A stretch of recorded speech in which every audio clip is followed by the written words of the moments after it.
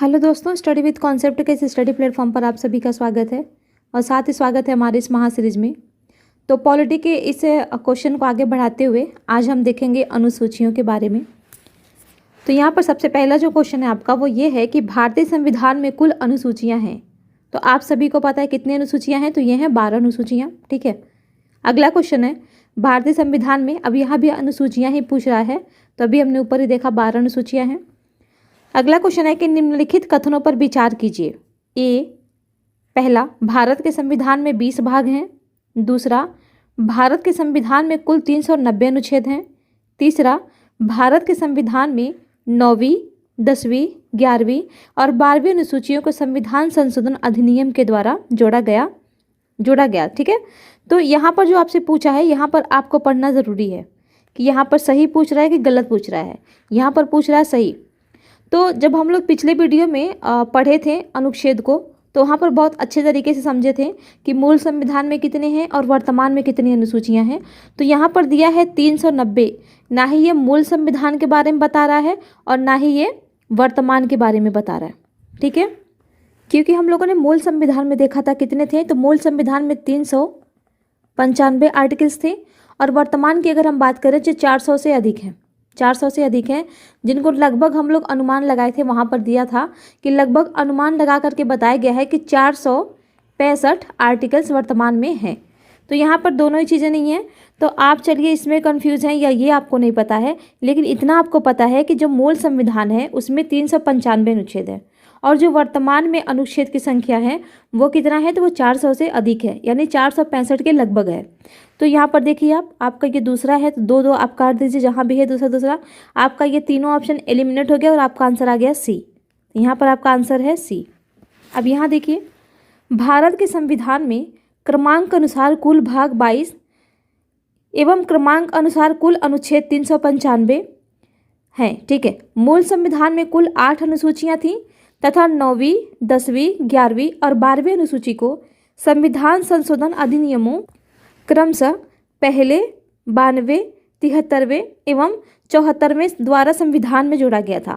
तो यहाँ पर देखिए, तो जो ये जो कह रहा है कि क्रमशः दिया है यहाँ पर, तो ये जो 9वीं अनुसूची है आपकी, ये प्रथम संविधान संशोधन के माध्यम से जोड़ी गई है। ठीक है, फिर है आपकी 10वीं, ये कई बार पूछा हुआ है, जब दल बदल हम पढ़ेंगे उसमें भी पूछा है कि जो 10वीं अनुसूची है वो किस संविधान संशोधन के माध्यम से संविधान में जोड़ी गई थी। तो ये है 52वां संविधान संशोधन। ठीक है, और फिर आपका है 11वां, तो 11वां है 73वें में और 12वें को जोड़ा गया था 74वें में। तो ये चीज़ आप ध्यान रखेंगे, ये भी आपसे क्वेश्चन पूछता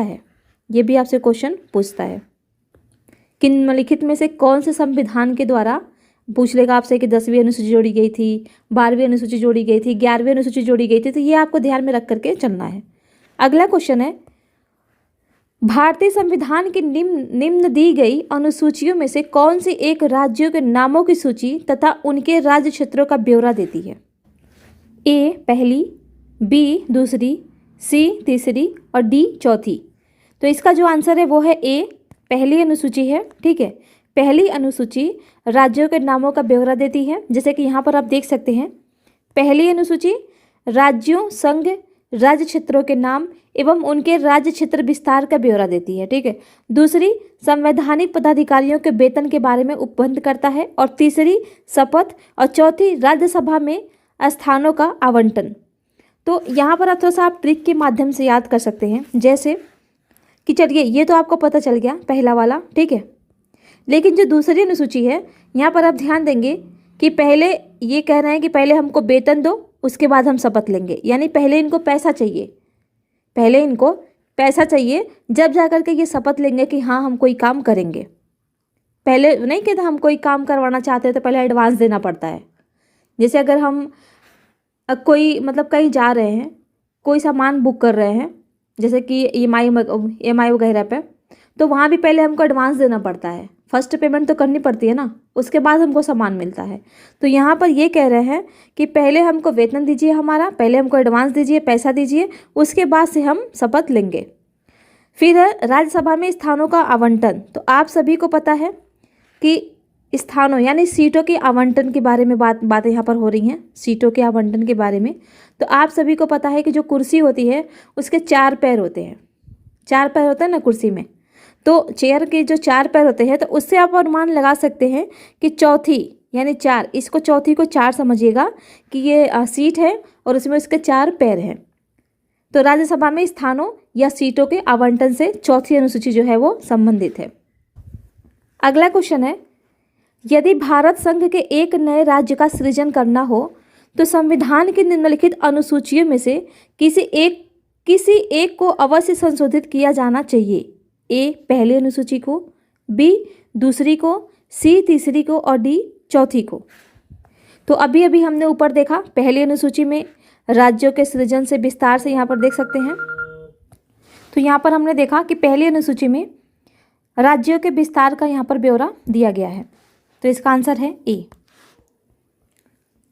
अगला क्वेश्चन है, भारत के संविधान की चौथी अनुसूची विवेचित करती है ए राज्यसभा में स्थानों के आवंटन को, राजनीतिक दल बदल को, पंचायत व्यवस्था को, भाषाओं को। तो अभी आपने देखा कि यहाँ पर मैं 4 सीटों 4 पैरों वाला कुर्सी को लेकर के एग्जाम्पल दी हूँ, चाहे वह यहाँ पर स्थान दे या यहाँ पर सीट दे, ठीक है। तो इसका जो आंसर होगा वो 4th शेड्यूल ही होगा। अगला देखते हैं, भारतीय संविधान की तृतीय अनुसूची में निम्न में से क्या उपबंधित है। तो अभी हम लोगों ने देखा ऊपर ही कि क्या है। तो पहले दूसरे अनुसूची में उन्होंने बोला कि पहले मुझे वेतन दो, तीसरी में बोला जब जाकर के हम शपथ लेंगे, और शपथ लेकर के एक और ट्रिक थोड़ा सा आप जोड़ सकते हैं, अगर आपको फनी लगे तो सॉरी, फिर आप जोड़ सकते हैं शपथ लेंगे तभी हम चेयर पे बैठेंगे। तो इस तरीके से आप कुछ भी मतलब लॉजिक लगा के उल्टा सुल्टा आप इन चीज़ों को याद कर सकते हैं। तो यहाँ पर देखते हैं, पहला दिया है कि संघ के मंत्री के लिए पद की शपथ का प्रारूप, उच्चतम न्यायालय के मुख्य न्यायाधीश द्वारा ली जाने वाली शपथ का प्रारूप, भारत के राष्ट्रपति के लिए पद की शपथ का प्रारूप, संसद के सदस्य द्वारा ली जाने वाली शपथ का प्रारूप। तो यहाँ पर देखिए आपको कुछ भी नहीं पता है, लेकिन आपने जो पिछला वीडियो देखा है आर्टिकल वाला, तो वहाँ पे बहुत अच्छे तरीके से बताया गया था कि राष्ट्रपति का जो शपथ है वो किस में दिया गया है, वो दिया गया है आपका आर्टिकल 60 में, ठीक है। तो यहाँ से आप कहते हैं ना कि केवल फैक्ट रटने से कुछ नहीं होता, ठीक है, कॉन्सेप्ट पे जाना चाहिए। मैं मानती हूँ कि कॉन्सेप्ट पे जाना चाहिए, लेकिन यदि आप लोगों ने अच्छे तरीके से फैक्ट को भी पढ़ा है तो उससे भी आप कई सारे क्वेश्चंस कर ले जाएंगे, और इतना टफ भी नहीं है। और देख सकते हैं ये कि बहुत दिन पहले का भी क्वेश्चन नहीं है ये, ऐसा भी नहीं है कि 95 96 में पूछा है आपसे, 17 में ही पूछा है। और इसी तरीके का यूपीएससी का जो क्वेश्चन आता है वो ऐसे ही आता, चाहे यूपीएससी हो या यूपीपीसीएस हो, वो इन्हीं चीज़ों में हेर फेर करता है। तो अगर आप लोगों ने ढंग से फैक्ट भी पढ़ लिया ना और दिमाग में उसको बिठा लिया, वो अगर आप भूले नहीं तो आप काफ़ी सारे क्वेश्चंस ऐसे ही कर ले जाएंगे। तो अब इसको हम 3 के अनुसार, इसको 3 को लेकर के हम यहाँ पर एलिमिनेट करते हैं। तो देखिए यहाँ भी 3 है, यहाँ भी 3 है और यहाँ भी 3 है। तो इस तरीके से आपका ये जो है तीनों बाहर होता है और बचता है हमारा सी। तो यहाँ आंसर होगा आपका सी। अब देखिए ये नहीं पता, ये नहीं पता, ये नहीं पता, ठीक है, कोई दिक्कत नहीं, लेकिन ये पता था और इसी एक से आपका आंसर निकल गया। इसमें देखते हैं, भारतीय संविधान की तृतीय अनुसूची शपथ या प्रतिज्ञान के प्रारूप से संबंधित है। इस अनुसूची में निम्न के द्वारा ली जाने वाली पद तथा गोपनीयता की शपथ या प्रतिज्ञान का प्रारूप दिया गया है। संघ मंत्री, संसद के निर्वाचन के अभ्यर्थी, संसद के सदस्य, उच्चतम न्यायालय के न्यायाधीश और भारत के नियंत्रक महालेखा परीक्षक, किसी राज्य के मंत्री, राज्य विधानमंडल के निर्वाचन के अभ्यर्थी, राज्य विधानमंडल के सदस्य, उच्च न्यायालय के न्यायाधीश।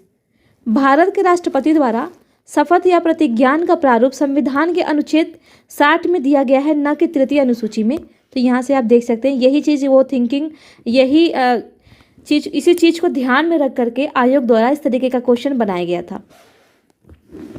अगला देखते हैं, सूची 1 को सूची 2 से सुमेलित करना है। अगला क्वेश्चन है, सूची 1 को सूची 2 में सुमेलित करना है।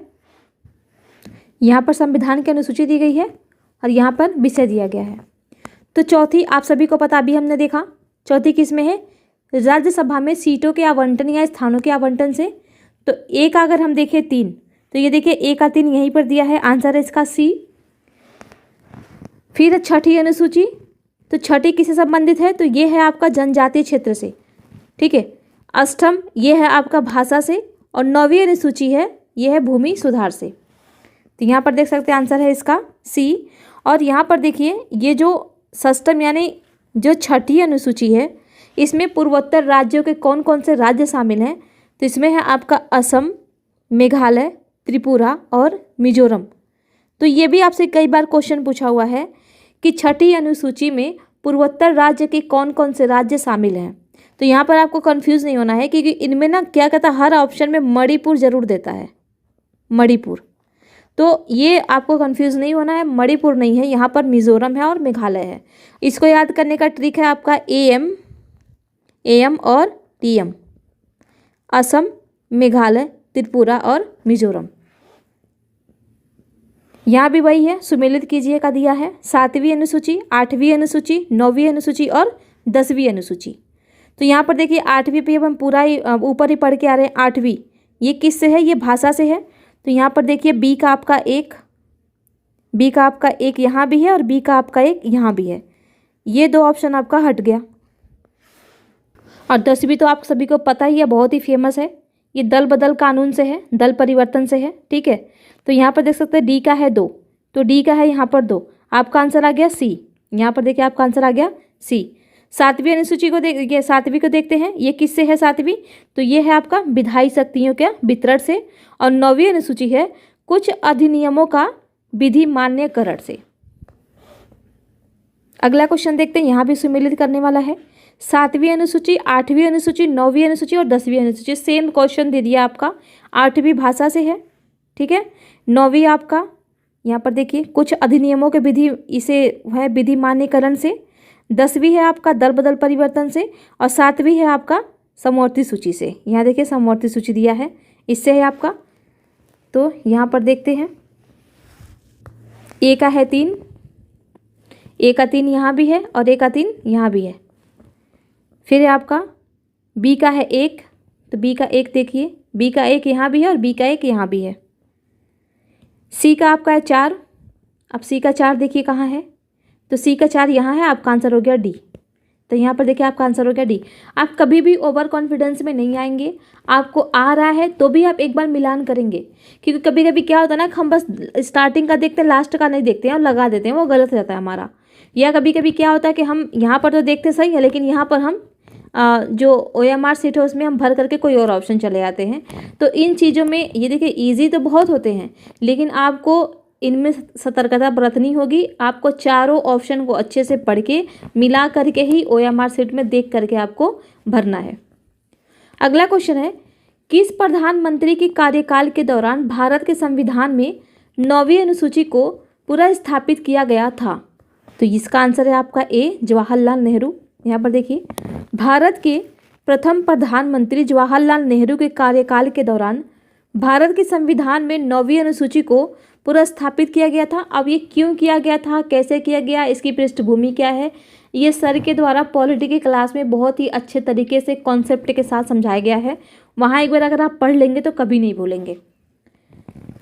9वीं अनुसूची को प्रथम संविधान संशोधन अधिनियम 1951, तो सबसे पहले तो आपका यही क्वेश्चन बन गया कि प्रथम संविधान संशोधन अधिनियम कब हुआ था। अगर यहाँ पर मैं लिखूँ तो यहाँ पर हो जाएगा आपका संविधान संशोधन अधिनियम कब हुआ था, कब हुआ था, और ये पूछा भी है 51 में हुआ था, ठीक है। तो यहाँ पर दिया कि प्रथम संविधान संशोधन अधिनियम 1951 के द्वारा संविधान में वर्ष 1951 में जोड़ा गया था। इसके अंतर्गत शामिल किए जाने वाले अधिनियमों और विनियमों के विधि मान्यकरण और उन्हें न्यायिक उन्मुक्ति प्रदान करने का उपबंध किया गया। इसका मुख्य उद्देश्य तत्कालीन समय में जमींदारी उन्मूलन, अब देखिए आपका यहाँ से ये भी क्वेश्चन बन गया, जमींदारी उन्मूलन हेतु निर्मित किए जाने वाले भूमि सुधार कानूनों को न्यायालय में चुनौती दिए जाने से रोकना था। इसी उद्देश्य से राज्यों के भूमि सुधार कानूनों को संवैधानिक सुरक्षा प्रदान करके करने हेतु उन्हें 9वीं अनुसूची में शामिल किया गया। पहले ये मौलिक अधिकार था, अब ये कानूनी अधिकार है। तो यहाँ पर देखिए, एक तो आपसे ये पूछ लेगा कि जो आपका फर्स्ट संविधान संशोधन था, संविधान संशोधन अधिनियम था, का उद्देश्य क्या था? इसका उद्देश्य क्या था? तो आप देख सकते हैं, सीधा यहाँ पर आइए आप, और यहाँ पर देखिए इसका उद्देश्य क्या था। तो ये तत्कालीन समय में जमींदारी उन्मूलन भूमि सुधार से संबंधित था ये, ठीक है। अगला है, राज्य भूमि सुधार अधिनियमों को संवैधानिक सुरक्षा प्रदान करने हेतु सम्मिलित किया गया। अभी हम देख के आ रहे हैं 9वीं अनुसूची को। अगला क्वेश्चन है, निम्नलिखित कथनों पर विचार कीजिए। भारत की संसद किसी कानून विशेष को भारत के संविधान की 9वीं, यहाँ पर क्वेश्चन काट दिया था, तो क्वेश्चन आपका पूरा एक बार आप लोग खुद लिख लीजिएगा, ठीक है। यहाँ पर इस क्वेश्चन को एक बार आप अपनी कॉपी में नोट कर लीजिएगा। भारत की संसद किसी कानून विशेष को भारत के संविधान की 9वीं अनुसूची में डाल सकती है। डाले गए किसी कानून की वैधता का परीक्षण किसी न्यायालय द्वारा नहीं किया जा सकता एवं उसके ऊपर कोई निर्णय भी नहीं किया जा सकता। देखिए, मैं यहाँ पर पूरा क्वेश्चन लिख देती हूँ, क्योंकि यहाँ पर थोड़ा सा आप लोगों को कन्फ्यूज़न हो जाएगा। यहाँ पर मैं लिख देती हूँ, पहला ऑप्शन और दूसरा। तो यहाँ पर देखिए, ऑप्शन था आपका, यहाँ पर जो 2 ऑप्शन दिए थे, पहला था कि भारत की संसद किसी कानून को भारत के संविधान की 9वीं अनुसूची में डाल सकती है। दूसरा कह रहा है कि 9वीं अनुसूची में डाले गए किसी कानून की वैधता का परीक्षण किसी न्यायालय द्वारा नहीं किया जा सकता एवं उसके ऊपर कोई निर्णय भी नहीं किया जा सकता है, ठीक है। यहाँ पर ऑप्शन देखते हैं। ए दिया है केवल 1, बी दिया है 2, सी दिया है 1 और 2 दोनों, डी दिया है न तो 1 और न ही 2। तो इसका जो आंसर है वो है ए। अब हम देखते हैं दूसरे ऑप्शन को। तो इसमें क्या किया गया था कि जब केशवानंद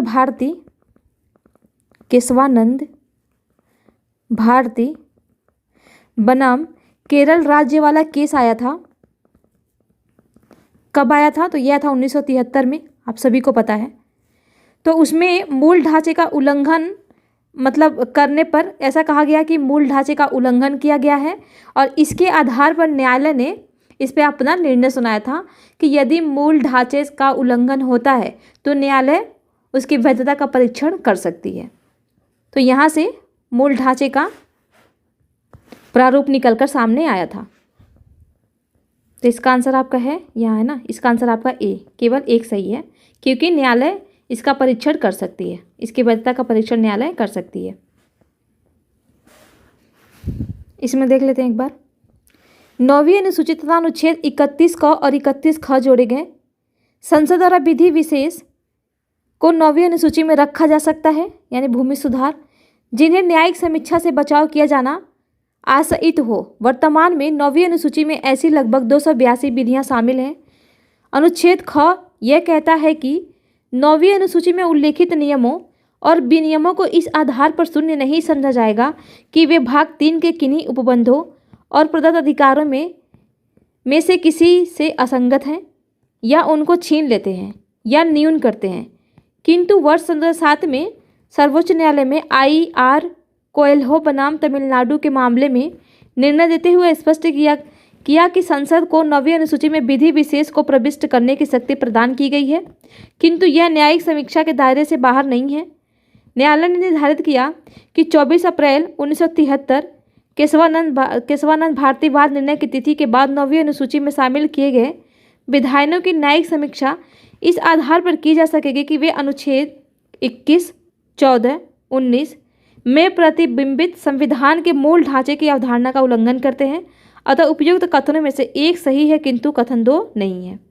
तो यही कहानी यहाँ पर बताया है। इसमें यहाँ से एक चीज़ आप समझ सकते हैं कि ये जो शक्ति दी गई थी संसद को कि आप जो है कि 9वीं अनुसूची में किसी भी कानून को डाल सकते हैं, तो ये किस मामले में दिया गया था?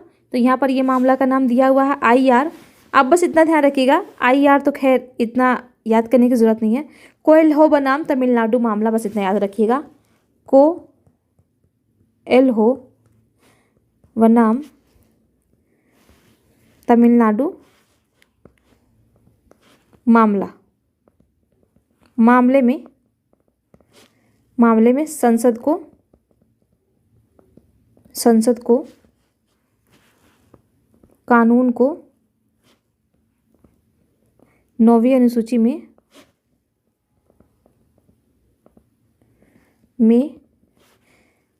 शामिल करने की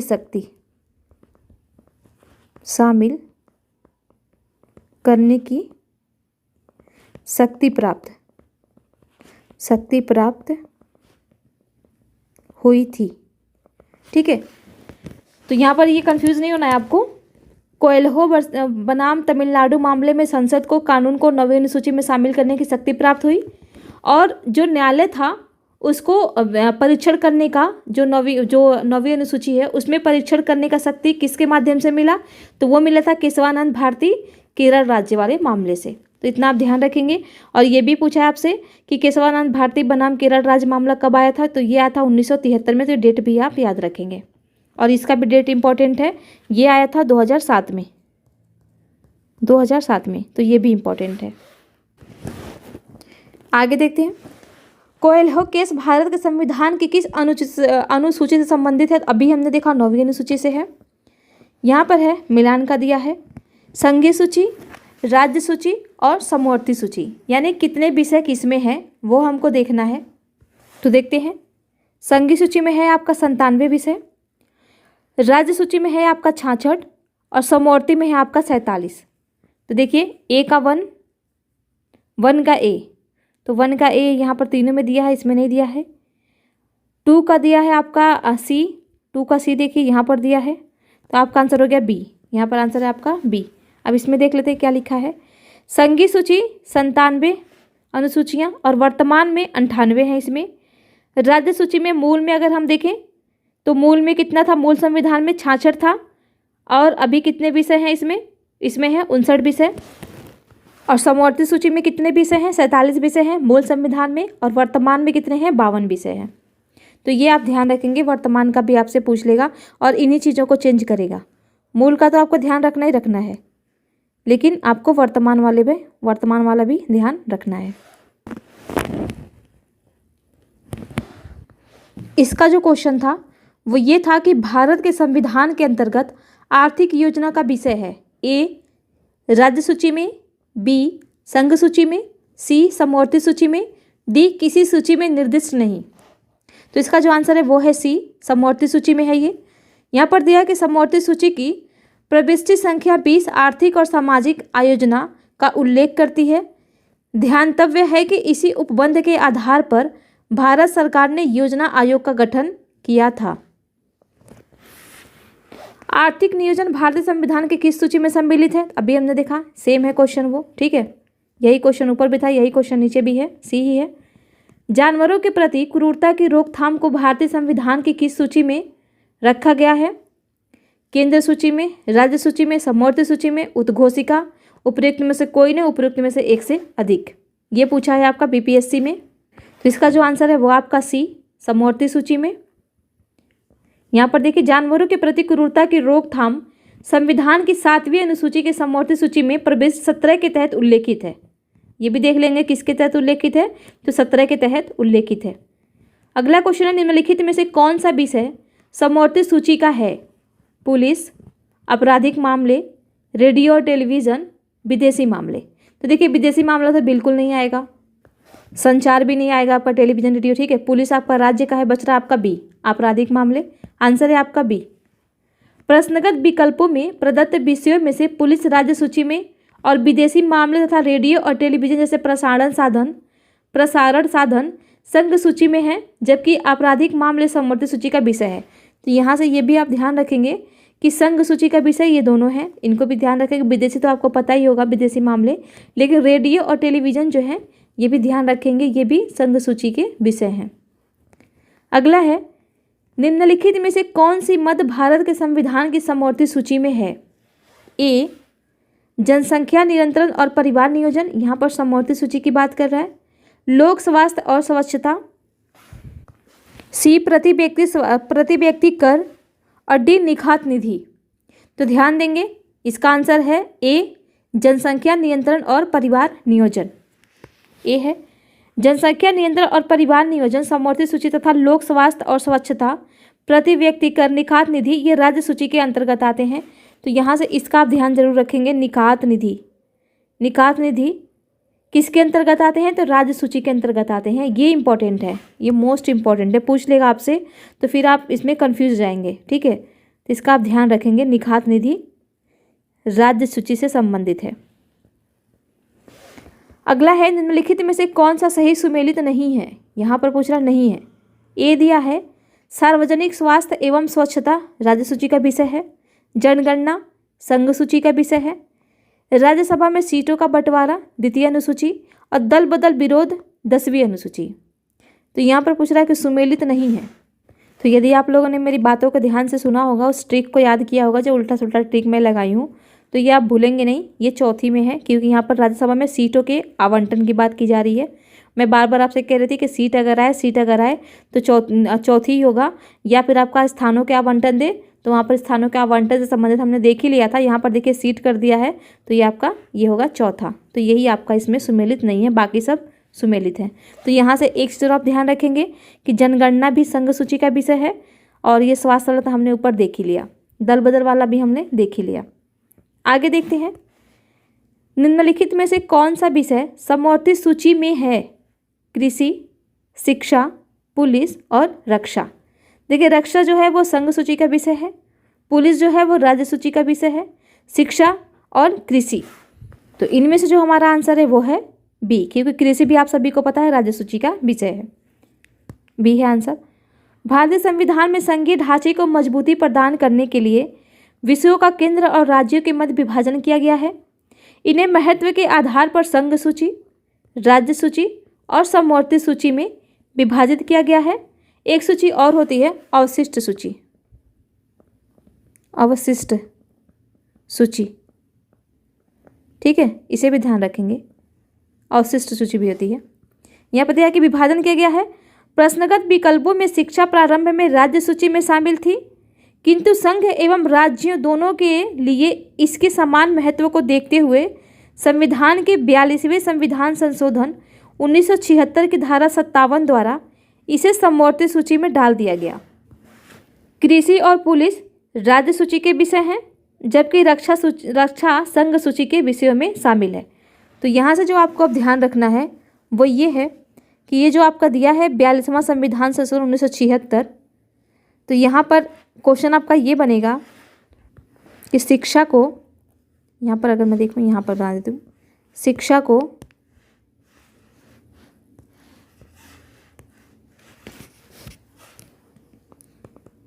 को समवर्ती सूची के अंतर्गत किस संविधान संशोधन अधिनियम के तहत शामिल किया गया। ठीक है, तो ध्यान देंगे 42वें संविधान संशोधन 1976। और यहीं से फिर क्वेश्चन पूछ लेगा आपसे। यहाँ से एक क्वेश्चन और आपका बन जाएगा कि जो ये 42वां संविधान संशोधन है, 42वां संविधान संशोधन है वो कब हुआ था? तो ये हुआ था 1976 में। और 44वां कब हुआ था? 44वां हुआ था आपका 1978 में। तो ये डेट से भी कई बार एग्जामों में क्वेश्चन पूछ लेता है, पूछा भी है, आगे मिलेंगे भी हमको, तो ये भी आप ध्यान देंगे। अगला है कि शिक्षा जो प्रारंभ में राज्य सूची का विषय था उसे समवर्ती सूची में स्थानांतरित किया गया 24वें संविधान संशोधन द्वारा। अच्छा, यही क्वेश्चन बन गया। देखिए 42वें संविधान संशोधन, सी है इसका आंसर। क्वेश्चन है आपका, भारतीय संविधान के किस संशोधन में वनों को राज्य सूची से समवर्ती सूची में स्थानांतरित कर दिया गया? यानी किस संविधान संशोधन से यहाँ पर पूछा है। 41वां, 42वां, 43वां या आपका 45वां। तो इसका जो आंसर है वो है बी, 42वें संविधान संशोधन में के माध्यम से इसको समवर्ती सूची में स्थानांतरित कर दिया गया था। अब इसमें देख लेते हैं क्या दिया है। भारत के मूल संविधान में वन को 7वीं अनुसूची के तहत राज्य सूची के विषय के रूप में शामिल किया गया था।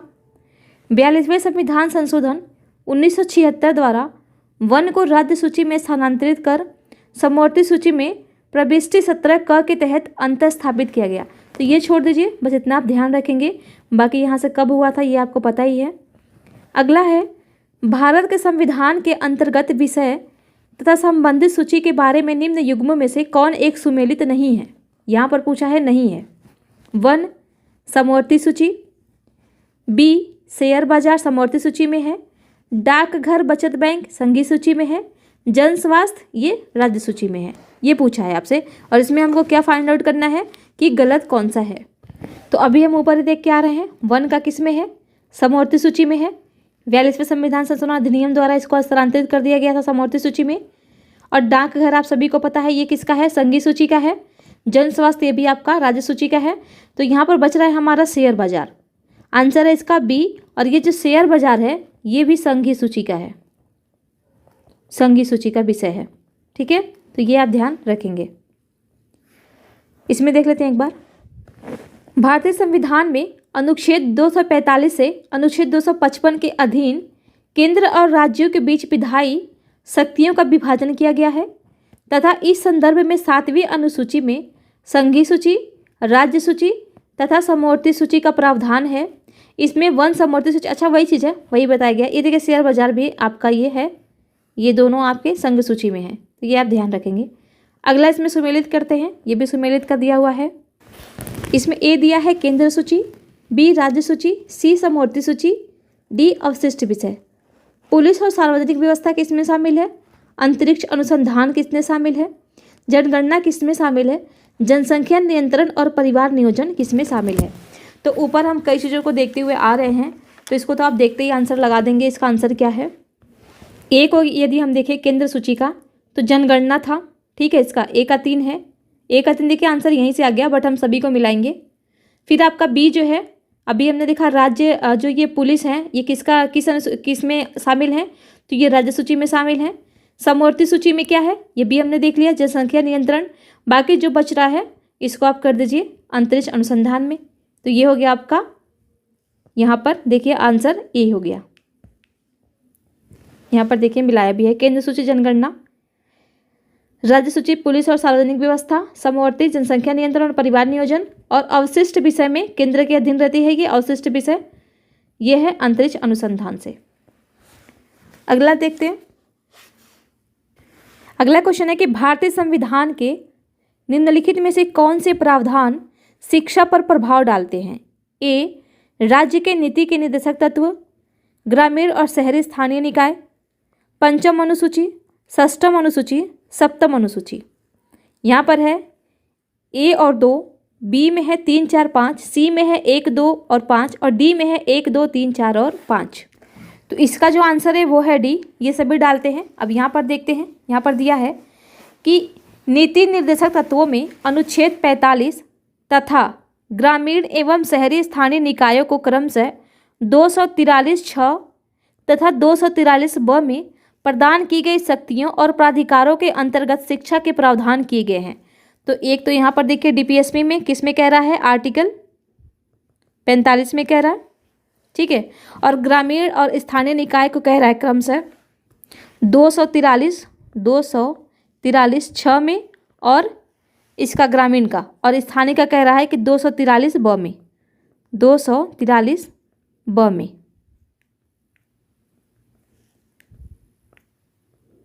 (243)(ब) में कह रहा है। आगे देखते हैं, ये तो दोनों हो गए, 1, 2 तो हो गए। तो यहाँ पर देखिए 3 नहीं है, 3 को हटाइए। फिर कह रहा है कि अनुच्छेद 45 के अंतर्गत बच्चों की शैशवपूर्ण देखभाल एवं 6 वर्ष की आयु तक शिक्षा का उपबंध किया गया है। पंचायतों को 243(6) के अंतर्गत तथा नगर पालिकाओं को 243(ब) के अंतर्गत शक्तियों, प्राधिकारों एवं उत्तरदायित्वों का आवंटन किया गया है, जिनमें शिक्षा के प्रबंध की व्यवस्था का भी उत्तरदायित्व शामिल है। षष्ठम एवं सप्तम अनुसूची में शिक्षा से संबंधित प्रावधान शामिल है, जबकि पंचम अनुसूची के तहत वर्णित अनुसूचित क्षेत्रों और अनुसूचित जनजातियों के प्रशासन हेतु उपबंध शिक्षा पर अप्रत्यक्ष रूप से प्रभाव डालते हैं। तो ये सब आपको नहीं देखना है, बस इतना देखना है, ये आर्टिकल बस आपको यहाँ पर देखना है। आगे देखते हैं, भारत के संविधान की निम्नलिखित में से कौन सी एक अनुसूची में दल बदल विरोधी कानून विषयक प्रावधान है। तो अभी मैं आपको ऊपर ही बताई कि ये क्वेश्चन पूछे गए हैं और आगे हम लोगों को ये क्वेश्चन देखने को भी मिलेंगे। तो यदि आप लोग सुनते हुए आए होंगे सही से तो इसका आंसर डी है। यहाँ पर देखिए इसका आंसर डी है, इसमें दिया भी है कि संविधान की 10वीं अनुसूची में दल बदल विरोधी कानून विषयक प्रावधान, यह अनुसूची 52वें संविधान संशोधन, ये भी मैं आपको ऊपर क्वेश्चन बता दी हूँ, 1985 के द्वारा जोड़ी गई। ध्यातव्य है कि 10वीं अनुसूची में 91वें संविधान संशोधन 2003 द्वारा संशोधन किया गया है। इस संशोधन का उद्देश्य दल बदल पर रोक लगाने के साथ साथ केंद्र एवं राज्यों में मंत्रिपरिषद के आकार को निर्धारित करना था। तो ये आपको पता है 15% से ज़्यादा नहीं होने चाहिए, ये तो निर्धारित है ही आपका, ठीक है। बाकी यहाँ से देखिए आपके कई सारे क्वेश्चंस बन रहे हैं। सबसे पहला क्वेश्चन तो आपका यही बन रहा है कि संविधान में 10वीं अनुसूची कब जोड़ी गई थी? कब जोड़ी गई थी? तो ये देखिए 1985 में जोड़ी गई थी, 1985 में। दूसरा क्वेश्चन आपका बन जाएगा कि किस संविधान संशोधन द्वारा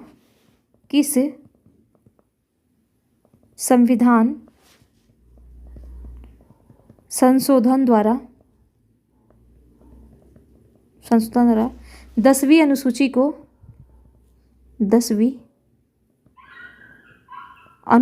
को भारतीय संविधान में जोड़ा गया था। भारतीय संविधान में जोड़ा गया था। तो ध्यान देंगे यहाँ पर देखिए दिया है 52वें संविधान, 52वें संविधान संशोधन के द्वारा जोड़ा गया था। अगला क्वेश्चन आपका ये बन जाएगा कि 10वीं अनुसूची में 10वीं, यस का मतलब समझ जाइएगा आप लोग, या लिख देती हूँ 10वीं अनुसूची में संविधान संशोधन, कॉन्स्टिट्यूशनल अमेंडमेंट, संविधान संशोधन कब किया गया था? तो ये किया गया था 2003 में। ध्यान देंगे ये 10वीं अनुसूची जुड़ने के बाद से 10वीं अनुसूची में संविधान संशोधन कब किया गया उसकी बात कर रहा है, तो 2003 में किया गया। अगला क्वेश्चन आपका यहीं फिर बन जाएगा कि 10वीं अनुसूची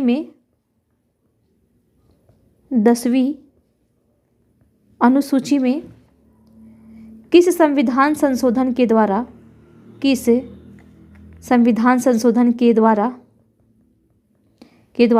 संविधान संशोधन किया गया था।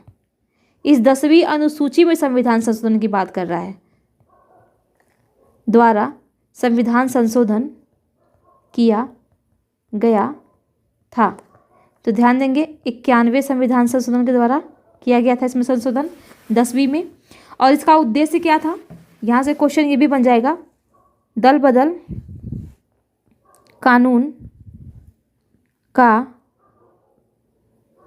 उद्देश्य क्या था? तो ध्यान देंगे क्या था, तो यहाँ पर दल बदल पर रोक लगाने के साथ साथ केंद्र एवं राज्यों में मंत्रिपरिषद के आकार का निर्धारण करना इसका उद्देश्य था। तो ये चीज़ आप भूलेंगे नहीं, यहाँ से इनका प्रैक्टिस जरूर कर लेंगे, नहीं तो आप कंफ्यूज जाएंगे। इन दोनों को तो खास करके, क्योंकि इन दोनों में कन्फ्यूजन होने के चांसेस ज़्यादा हैं, ठीक है। अगला क्वेश्चन है, भारतीय संविधान के किस अनुसूची में दल बदल विरोधी कानून को रखा गया है? तो अभी हमने देखा ऊपर 10वीं अनुसूची में रखा गया है। भारतीय संविधान की 10वीं अनुसूची का संबंध है, इसको फटाफट निकालते चलते हैं, यहाँ पर कोई समझने वाली बात नहीं, ना ही इसमें क्वेश्चन बनेगा। तो ये 10वीं अनुसूची से भारतीय संविधान की 10वीं अनुसूची का संबंध है दल बदल विरोधी कानून से, ये भी आपको पता है। भारतीय संविधान की 7वीं अनुसूची के अंतर्गत संघ सूची में निम्नलिखित में से किसका उल्लेख नहीं है। अब यहाँ पर देखिए, संघ सूची में किसका उल्लेख नहीं है। बैंकिंग, जनगणना, बीमा, गैस। तो इसका तो हम लोगों ने देख लिया था, जनगणना है ही, बैंक भी है, और जब बैंक है तो बीमा भी आएगा। यहाँ पर सबसे अलग क्या है, कभी कभी ना जो 3 एक जैसे दिखे और एक बिल्कुल अलग दिखे तो उसी को मान लेते हैं। तो ये है हमारा आंसर डी। थोड़ा सा रिस्क ले लेना चाहिए ऐसे क्वेश्चनों में। इसका आंसर डी है। विकल्पों में दिए गए विषयों में से बैंकिंग, बीमा एवं जनगणना संघ सूची में तथा गैस राज्य सूची में सम्मिलित विषय है। तो ध्यान देंगे गैस किस में है, ये एक आपका क्वेश्चन यहाँ से बन जाएगा। गैस किस में है, तो ये राज्य सूची में है। उल्लेखनीय है कि गैस और गैस संकर्म तथा प्राकृतिक गैस के विक्रय पर कर राज्य सूची में शामिल है, यानी कर भी राज्य सूची ही लगाता है इस पे, जबकि प्राकृतिक गैस पर उत्पाद शुल्क संघ सूची का विषय। देखिए कितना शानदार यहाँ पर क्वेश्चन दिया है। देखिए यहाँ पर अगर ये चीज़ इसको नहीं पढ़ते और यहाँ से क्वेश्चन अगर बन जाता तो आप कन्फ्यूज हो जाते हैं कि क्वेश्चन बना कहाँ से है। तो इसलिए इसको भी पढ़ना ज़रूरी होता है, और मैं मतलब जहाँ से बनने की संभावनाएं होती हैं उसी को पढ़ते बाकी छोड़ देती हूँ। तो यहाँ पर देखिए, यहाँ पर ये सेंटेंस तो बना देगा दोनों का, ठीक है, यहाँ पर दोनों का स्टेटमेंट बन जाएगा, लेकिन क्या करेगा कि प्राकृतिक गैस पे क्या कर देगा, यहाँ पर राज्य सूची कर देगा, और इस पे तो आपको आप देख ही रहे हैं ये गैस और गैस संकर्म में ये राज्य का है ना, तो यहाँ पर संघ कर देगा। तो आपको ध्यान रखना है, यहाँ पर अगर मैं साइड में लिख दूँ तो गैस ये संकर्म लिखने की ज़रूरत नहीं है, बस गैस लिखिए। ये गैस किस में शामिल है, ऊपर हमने देख ही लिया, राज्य सूची में शामिल है। लेकिन यदि आपसे पूछ ले कि प्राकृतिक गैस किस में शामिल है, तो ये है आपका संघ सूची में। तो ये ध्यान रखेंगे बिल्कुल। अगर आयोग द्वारा यहाँ से क्वेश्चन बनाया जाएगा तो सीधा ये बस यही चेंज करेगा, बाकी कुछ चेंज नहीं करेगा, यही दोनों चेंज करेगा, ये राज्य सूची या संघ सूची। अगला क्वेश्चन है, निम्नलिखित में से कौन सा विषय भारतीय संविधान की संघ सूची से संबंधित नहीं है।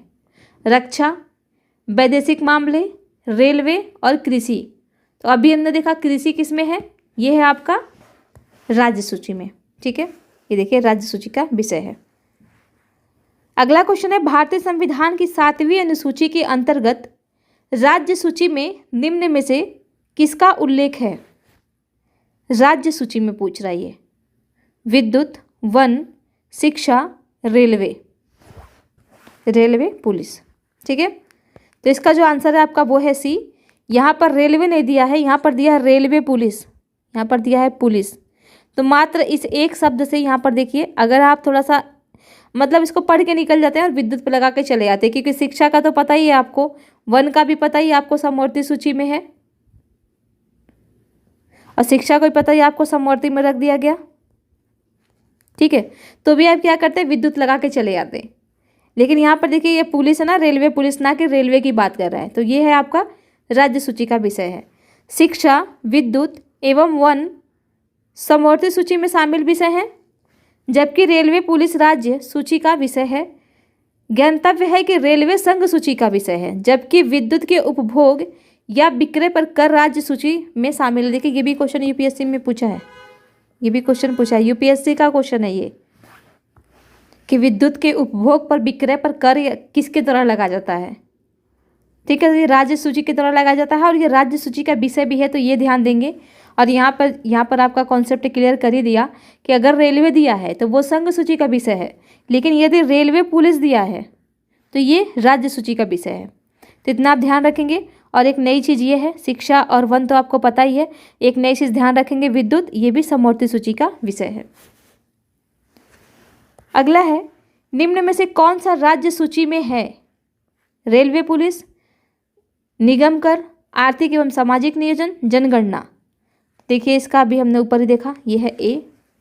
निगम कर और जनगणना संघ सूची में, रेलवे पुलिस राज्य सूची में तथा आर्थिक एवं सामाजिक नियोजन समवर्ती सूची में है। तो तो ये ध्यान रखेंगे। यहाँ पर जो भी चीज़ पढ़ाई जा रही है आपको ना, अगर ढंग से आपने याद कर लिया, अच्छे से इसका रिवीजन आपने कर लिया, तो अगर यूपीएससी में किसी भी तरीके से स्टेटमेंट को घुमा करके देता है तो वहाँ भी आप क्वेश्चन को आराम से कर ले जाएंगे।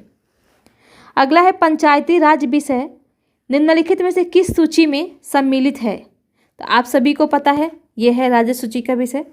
संविधान की 7वीं अनुसूची के अंतर्गत राज्य सूची की प्रविष्टि 5 के तहत स्थानीय शासन राज्य सूची का विषय है।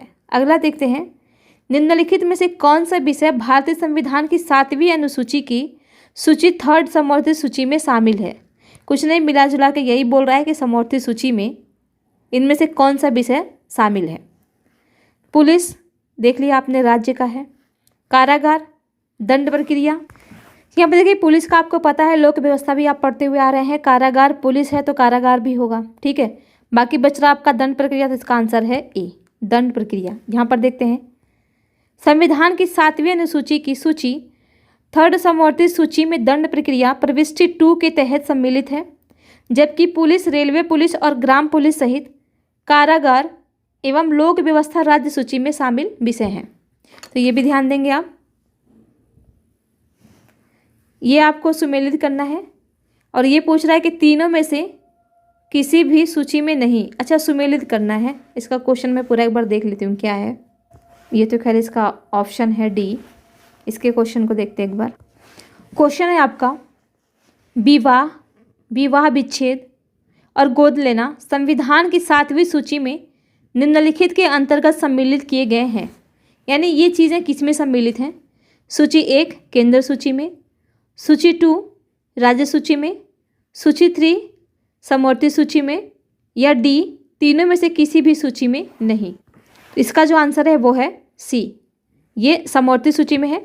देखिए ऐसा इसमें ना तो पुलिस दिया है, ना तो जनगणना दिया है, ना तो आंतरिक सुरक्षा दिया है, ना तो विदेशी मामला दिया है, ना तो बैंकिंग दिया है, ना बीमा दिया है, ना शेयर बाजार दिया है। तो केंद्र सूची राज्य सूची का जब कोई विषय ही नहीं है तो ऐसा तो है नहीं कि जब इतनी चीज़ें दी हुई हैं तो किसी में भी ना हो, भाई किसी ना किसी में तो सम्मिलित होगा।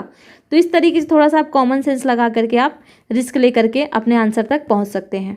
इसका आंसर है सी, विवाह, विवाह विच्छेद और गोद लेना यानी दत्तक ग्रहण संविधान की 7वीं अनुसूची के तहत सूची 3rd समवर्ती सूची में सम्मिलित किए गए हैं। अगला है, भारतीय संविधान की 7वीं अनुसूची की किस सूची एवं प्रविष्टि का संबंध राज्य के विधानमंडल के निर्वाचन से है। ये राज्य के विधानमंडल के निर्वाचन से पूछ रहा है।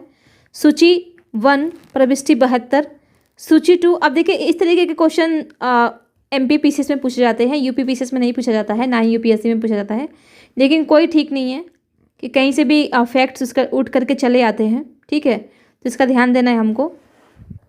इसमें आंसर ए और सी दोनों माना है, तो एक बार इसको आप देख लेंगे, ठीक है। बल्कि यहाँ पर एक बार हम लोग पढ़ लेते हैं कि भारतीय संविधान की 7वीं अनुसूची की सूची 1 की प्रविष्टि 72 संसद के लिए, राज्यों के विधानमंडलों के लिए तथा राष्ट्रपति और उपराष्ट्रपति के पदों के लिए निर्वाचन आयोग से संबंधित है, ठीक है। यहाँ तक दे दिया इसका, ये 72 में बता रहा है। और कह रहा है कि सूची 2 में राज्य सूची की प्रविष्टि 37 संसद द्वारा बनाई गई किसी विधि के उपबंधों के अधीन रहते हुए राज्य के विधानमंडल के लिए निर्वाचन का संबंध राज्य के विधानमंडल के निर्वाचन से है। तो इसी के आधार पर आंसर यहाँ पर ए और सी दोनों माना है।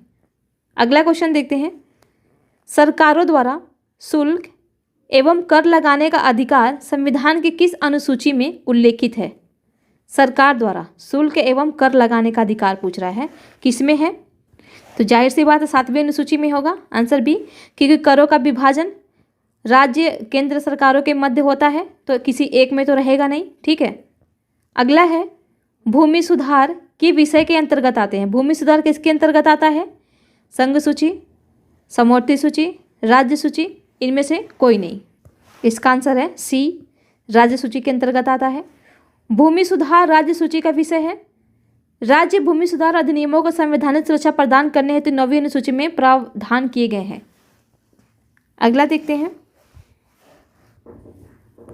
अगला क्वेश्चन है, भारत के संविधान की किस अनुसूची के अधीन जनजातीय भूमि का खनन के लिए निजी पक्षकारों को अंतरण अंकृत और शून्य घोषित किया जा सकता है? ए तीसरी अनुसूची, बी पाँचवीं अनुसूची, सी नौवीं अनुसूची और डी 12वीं अनुसूची। तो अभी हमने देखा पाँचवीं में था ये, ठीक है। जब पाँचवीं में दिया गया है जनजातीय क्षेत्रों को तो पाँचवीं में ही होगा। यहाँ देखते हैं, वर्ष 1997 में उच्च न्यायालय की 3 सदस्यीय पीठ ने समता बनाम आंध्र प्रदेश राज्य एवं अन्य के वाद में निर्णय देते हुए कहा था कि जनजातीय भूमि को राज्य सरकार या उसकी एजेंसी द्वारा निजी खनन कंपनियों को पट्टे पर दिया जाना संविधान की 5वीं अनुसूची के तहत अंकित और शून्य घोषित होगा। तो यहाँ से आपका कोई भी फैक्ट नहीं है। यहाँ पर देखते हैं, भारत के संविधान की किस अनुसूची में विभिन्न राज्यों में अनुसूचित क्षेत्रों के प्रशासन और नियंत्रण के लिए विशेष उपबंध हैं? इसका आंसर है बी 5वीं अनुसूची। संविधान की 5वीं अनुसूची में असम, मेघालय, त्रिपुरा और मिजोरम, इसके बारे में हम लोग देख चुके अच्छे से भिन्न राज्य के राज्यों के अनुसूचित क्षेत्रों और अनुसूचित जनजातियों के प्रशासन और नियंत्रण संबंधी उपबंध हैं। तो इसको भी देख लिया हमने अच्छे से। अब सीधे यहाँ पर आते हैं, भारत के संविधान में 5वीं अनुसूची और 6ठी अनुसूची के उपबंध निम्नलिखित में से किस लिए किए गए हैं? ए अनुसूचित जनजातियों के हितों के संरक्षण के लिए, बी राज्यों के बीच सीमाओं के निर्धारण के लिए, सी पंचायतों की शक्तियों, प्राधिकारों और उत्तरदायित्वों के निर्धारण के लिए, या डी सभी सीमावर्ती राज्यों के हितों के संरक्षण के लिए। तो ऊपर ही हमने देखा था, ये था अनुसूचित जनजातियों के हितों के संरक्षण से, तो इसका आंसर है ए। ऊपर काफ़ी अच्छे से हम लोगों ने इसको समझ लिया था। अगला है, संविधान के अनुसूचित 6 इनमें से किस राज्य में लागू नहीं होती? असम, त्रिपुरा, मेघालय और मणिपुर। तो हमने देखा था कौन कौन था, असम था, त्रिपुरा था, फिर था आपका मिजोरम, ठीक है, मिजोरम और मेघालय, लेकिन मणिपुर नहीं था, मणिपुर नहीं था। तो इसका आंसर है डी। भारतीय संविधान की 6ठी अनुसूची निम्नलिखित में से किन राज्यों के जनजातीय क्षेत्र के प्रशासन से संबंधित है? तो सेम चीज़ वही है। यहाँ पर देखिए, बिहार, छत्तीसगढ़ वगैरह को तो लिया नहीं गया है। यहाँ पर देखिए मेघालय, त्रिपुरा और मिजोरम, इसका भी आंसर सीधा सेम वही है, बी। भारतीय संविधान की 6ठी, मतलब वही घुमा फिरा करके चीज़ें दी हुई हैं। 6ठी अनुसूची के प्रावधान निम्नलिखित में से किस राज्य में लागू होते हैं? त्रिपुरा, सिक्किम, नागालैंड, उपरोक्त सभी। तो हमने देखा था त्रिपुरा था यहाँ पर, वहाँ पर सिक्किम या नागालैंड नहीं था। तो इसका आंसर है ए। संविधान की 11वीं अनुसूची निम्नलिखित में से किससे संबंधित है? ए नगर पालिका से, बी पंचायती राज से, सी केंद्र राज संबंध से और डी भ्रष्टाचार निवारण से। तो इसका भी ऊपर ही हम लोगों ने पढ़ा, इसका आंसर है बी पंचायती राज से। यहाँ पर दिया कि संविधान में, यहाँ पर थोड़ा सा इसका वहाँ पर दे दिया, समझा भी दिया है कि संविधान में 11वीं अनुसूची 73वें संविधान संशोधन अधिनियम 1992 के माध्यम से जोड़ी गई। इसमें कुल 29 विषय जैसे मत्स्य उद्योग, पेयजल, गरीबी उन्मूलन, परिवार कल्याण, महिला एवं बाल विकास, सार्वजनिक वितरण प्रणाली इत्यादि शामिल किए गए हैं। तो ये यहाँ पर जो मेन चीज़ दिया गया है इसको आप ध्यान में रख लेंगे, क्योंकि यहीं से क्वेश्चन बनता है। और फिर आपका यहाँ से एक क्वेश्चन और बन सकता है कि संविधान में 11वीं अनुसूची कौन से संविधान संशोधन द्वारा जोड़ा गया था? तो ध्यान देंगे 73वें संविधान संशोधन द्वारा जोड़ा गया था। अगला क्वेश्चन आपसे ये बन सकता है कि 73वें संविधान संशोधन अधिनियम कब किया गया था? तो 73वां संविधान संशोधन अधिनियम 1992 में किया गया था। अगला क्वेश्चन है, भारत के संविधान की 11वीं अनुसूची में कितने विषय हैं? तो अभी हमने ऊपर ही देखा कितने हैं, 29 विषय हैं। इसका आंसर है सी। तो इसी के साथ ये भी चैप्टर हमारा यहीं समाप्त होता है। बाकी हम अगले वीडियो में देखेंगे उद्देशिका को। तो इसको यहीं समाप्त करते हैं। आप सभी को बहुत बहुत धन्यवाद।